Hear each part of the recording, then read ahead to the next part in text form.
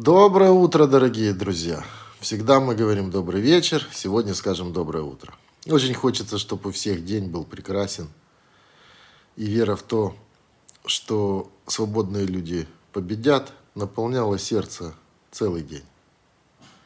Потому что хорошие новости пришли вчера вечером.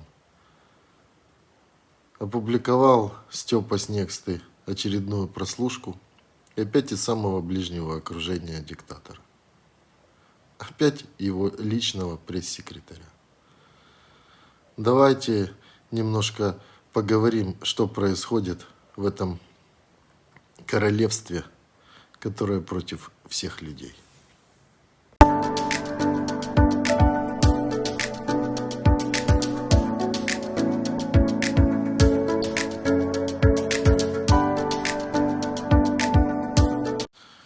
Друзья, чтобы вам сразу поднять хорошее настроение, я бы хотел начать с Александра Невзорова. Вставить вам маленький кусочек о том, как он рассказывает, что Байден официально пригласил Тихановскую.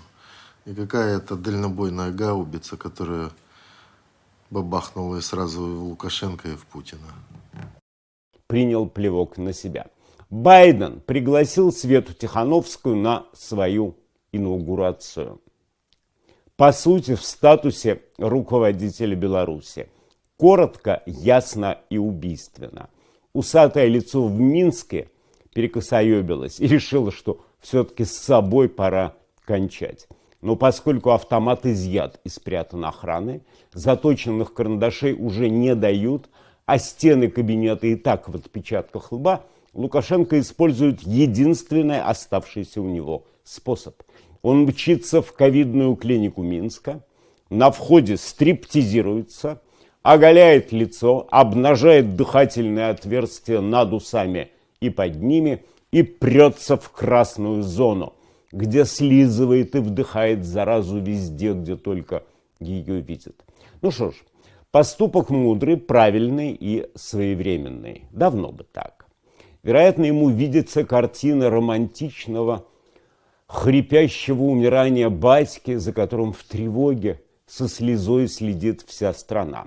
Следить-то, может, и будет, но не в тревоге, а с надеждой. И в этой битве двух пакостей, Лукашенко и ковида, кулачки все точно будут держать за коронавирус. У меня даже в комментариях кто-то писал: ну, держим кулачки, хотя все признали, что это был фейк. И диктатор был в фейковых палатах с фейковыми докторами. Но больных точно реальных там не было. Были главврачи, которые лежали вниз спинкой, рассказывали, что забастовка это плохо и все остальное. Прослушка опубликованная.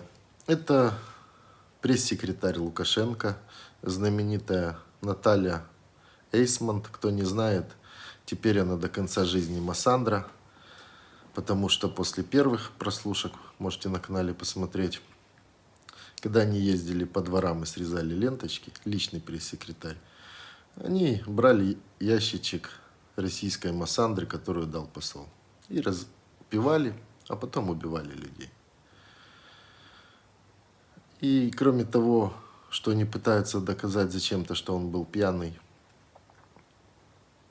расследование убийства не проводится. Ну ладно, вернемся к главному, к этой прослушке.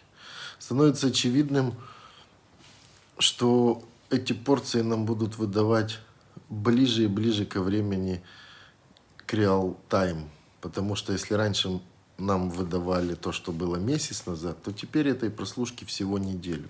То есть то, что происходило в реальности в администрации президента Лукашенко 7 дней назад. Происходило это 22 числа ноября. Это было воскресенье. А что по воскресеньям? По воскресеньям свободные люди идут гулять. И так как они выходят гулять, диктатура не придумывает ничего лучшего, а чтобы люди гуляли без интернета. И они отключают интернет. Отключив интернет, сами же чиновники не могут друг другу звонить по телеграмму тому же. И они выходят на обычную связь. И сразу это становится достоянием общественности. Я, наверное, не буду публиковать, там 8 минут, я закреплю внизу ссылку на Next, послушайте, потому что разговор, который должен был пройти за 1 минуту, он растянулся там на 9 минут. Я вам вкратце расскажу весь его смысл. Она звонит, Массандра, главному охраннику Лукашенко. Тот, кстати, отдаю должное, очень пунктуален, очень аккуратен в словах. И говорит: как-то вот вы увидите диктатора, передайте, пожалуйста, я сегодня не могу. Он говорит: что ж случилось? Он говорит: что-то плохо чувствую. И так слово за слово начинают говорить. Говорит: да, у меня вчера была температура.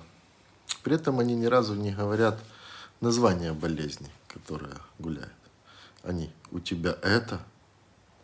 Перепуганная, наверное, да, туда-сюда, запах, вкус есть, да пока еще есть.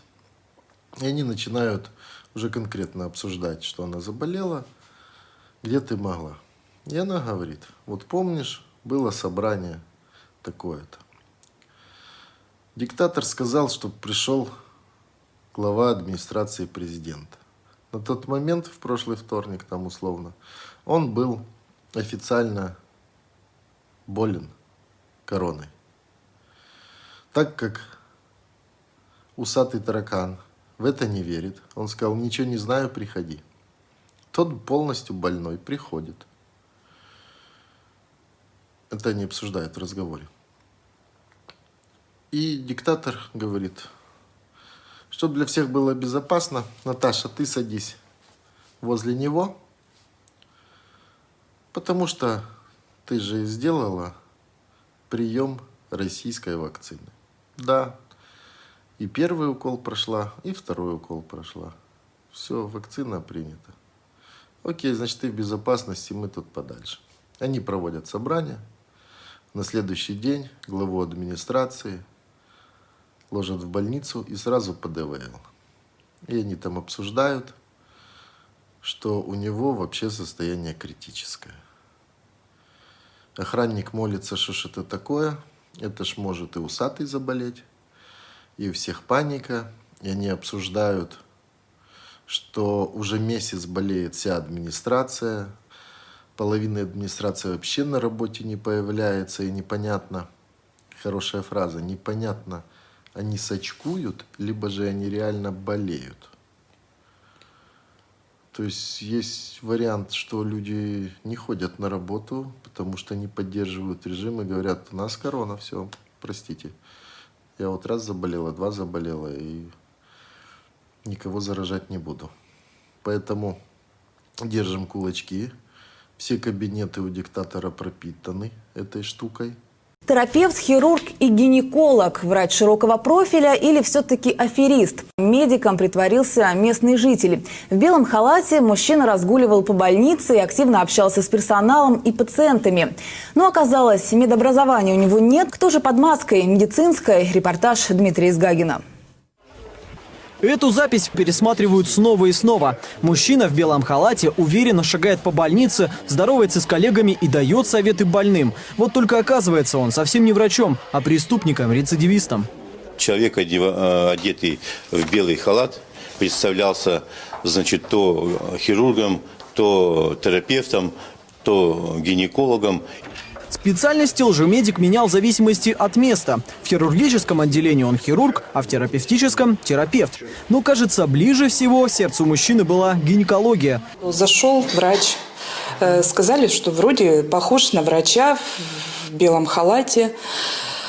Представился как хирургом. Но мы, конечно, стали проверять даже двери, чтобы все везде закрыты были.